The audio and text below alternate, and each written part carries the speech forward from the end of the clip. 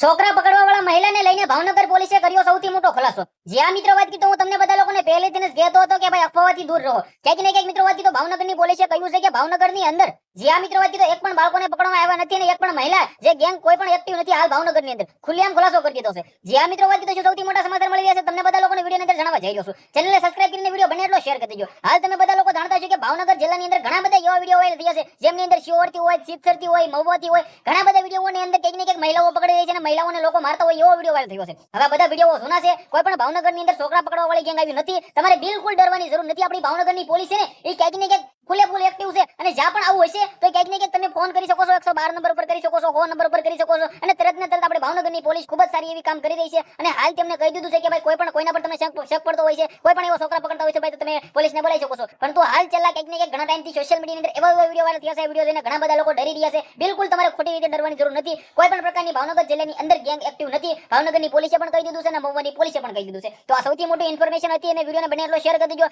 જેથી કંઈક ને કંઈક ખોટી રીતે લોકો ગભરાય નહીં ડરે નહીં કારણ કે હાલ ઘણા બધા લોકો ડરી રહ્યા હતા એ માટે કંઈક ને કંઈક તમારા સમક્ષ જાણકારી પહોંચાડી છે। વિડીયોને શેર કરો ફોલો કરો સબસ્ક્રાઇબ અવશ્ય કરી દેજો જેથી હું તમારા સમક્ષ આવીને એવી જાણકારી પહોંચાડતો રહીશ। આજના વિડીયોમાં ત્યાં જ આપણે એક નવો વિડીયો મળી જશે બધા લોકોને દિલથી ધન્યવાદ। જય હિન્દ જય ભારત।